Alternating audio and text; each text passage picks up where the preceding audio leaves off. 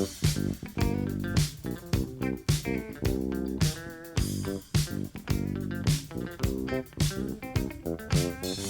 cookies. I love cookies. I love cookies. I love cookies. Welcome to Cookies, the world's most influential basketball podcast. It is Monday, March 23rd, and the identity of artist Andrew Kuo has been revealed. You are Banksy. That's right. I mean, it all fits. I'm a middle-aged man who works with his hands. My travel record might or might not match the Banksy hit jobs, the locations. It is revealed that maybe this entire project, Cookies Hoops, is a Banksy artwork. I had my suspicions. There were times when I'd be wandering around and I'd see an incredible work of art. A child holding a balloon, for example. I said, it's eerie how much this quote-unquote Banksy reminds me of the work of my own dear friend and podcast co-host, Andrew Kuo. Yo, I was just walking down Canal Street and I saw a spray paint portrait of Xavier Lee, but instead of hoisting up a 3, it was a flower. Whew. I tried to rip it off the wall, but, I didn't have my jackhammer on me. Jeremy Lin and Kenyon Martin together, uniting for with a heart. Oh, is it a broken love. heart? I mean, it's easy to, I don't know, take many stances on the artwork of Banksy, or as we should call him, Robin Gunningham from Bristol. I respect him so much because he actually has become a person that makes work that not a lot of people commit themselves to, but it's like not my favorite stuff.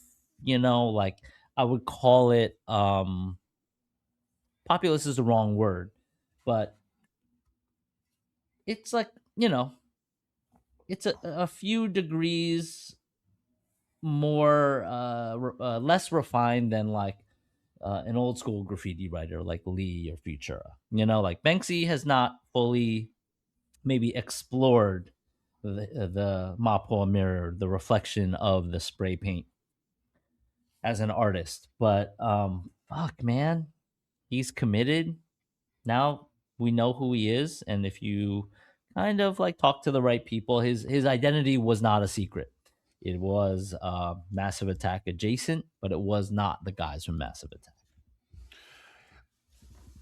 That generation of sort of post-graffiti, I mean, he qualifies as graffiti in some ways, but, street artists like him, like Shepard Fairey, becoming the most... Mr. Brainwash.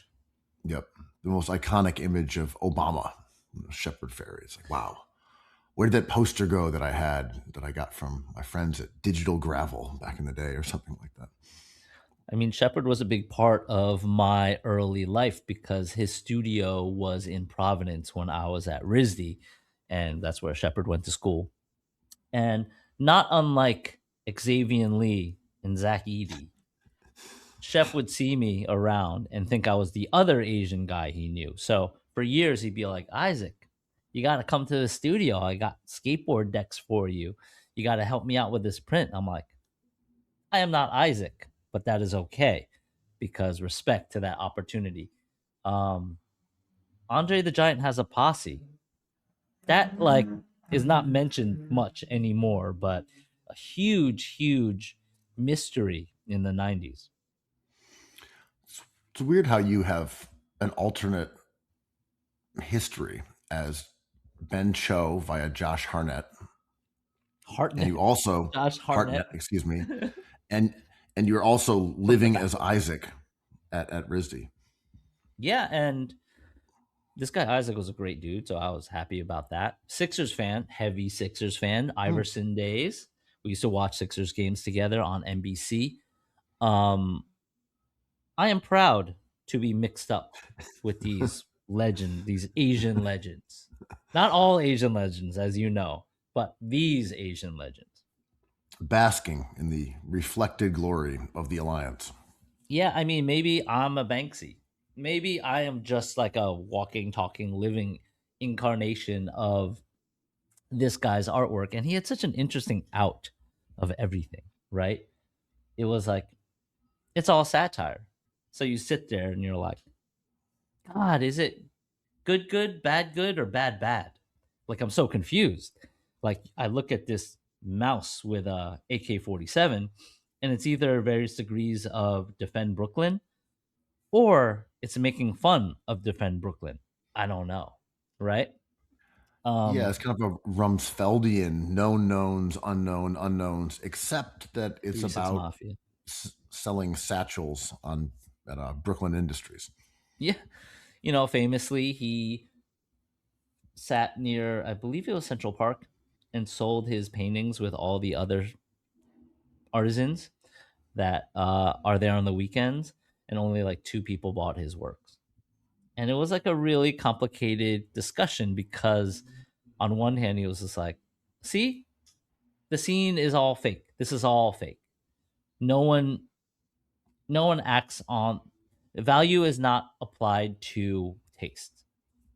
And then on the other hand, it's like no one likes your work. It's just like it was not the truth was hard to discuss. Well, that could be one takeaway, sure. Right. The other one is that your whole thing is just sort of a mirage, perhaps, Right. that it's become a speculative stakeholder industry versus based on art that people like. But of course, there is the alternate that you civilians walking around Central Park, you don't know real art when you see it. Mm-hmm. Mm-hmm.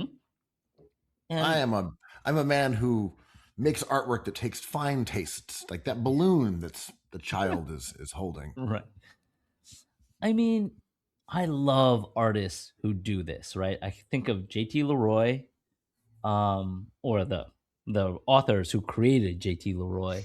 I'm thinking of Burial, the electronic musician who ends up like being a top 5 artist of my lifetime. Like, Christ, this guy Burial, who outs himself in order to accept the Mercury Prize or be nominated for the Mercury Prize. It's like this guy's killer. He's been good for decades. Quasimodo, the rapper, Madlib, right? This is That awesome was that stuff. was a, that was a weird one. Not to derail your greater point. That was more of like It was known, an it was an alternate identity, which is like to me hackneyed in a way that anonymity is not, right? Where it's like, right? I'm not Beyonce, I'm Sasha Fierce. Yeah, Oh, you can't do that. But Doom kind of fits both because yeah. if you knew who Zevlov X was, the lore was around. But Hmm. still, he did conceal his identity. He wore a mask on stage. And I think Billy Woods, who's part of the contemporary rap group Arm& Hammer, doesn't show his face. Makami, there's a few people who've carried on this tradition. I mean, it's a great one, right? Like, without being pretentious, but I am pretentious. Like, this is some like double stuff, like some literary shit, right? Like Nabokov. I love it. It always works. When in doubt, be anonymous. Like Jandek. I remember we were looking at these album covers forever, being like, who the fuck is this weird guitar out of tune mumbly dude with these blurry pictures? I want it all. And like, we later find out he's just a dude. He performs. The mystery's gone. Have you been following these guys, Angine de Poitrine? I'm not familiar with this. These two guys, stop me if these references are way too niche, but Fort Thunder dudes, right? Like Lightning Bolt in its mechanics, drummer, guitarist. They dress up in costumes. Their faces are covered, Daft Punk style, but like dots and wacky. It's kind of twee. They play like I funky, Yes, stuff. yes, I do know who you're talking about. Yeah, I forgot the Oh, name, but I know exactly what you're talking about. It's a very Quebec. uh, jarring, almost disturbing images because there's something about dots that irritate people. It has like a sickly pallor to it, but Hmm. yes, it's super interesting though. Yeah, I think so. Providence, Rhode Island, pilled, right? Especially with the costumes. Shout out to Nick Cave, who kind of also makes those sound costumes. Amazing. And when you see interviews with them, they have like either a translator or they'll ask them a serious question, be like, "Oh, what does it feel like to be on tour?" And they'd be like, "Wah, wah, wah, wah, wah, wah," and then they'll like put dice into a water cup. Extremely pretentious, extremely awesome. It doesn't do us any good to know actually who Daft Punk is. Like you could figure out who Banksy was, but the joy of it is the not only the mystery but the suspension of disbelief. I don't know if you concentrate more on the art or less on the art at that point, but these guys from Quebec playing like a little too funky for me, to be honest. I'm not that funky. It's a little funky, but I wanted to see them and instantly sold out Le Poisson Rouge 2 times. I love cookies. I love cookies. I love cookies. I love cookies.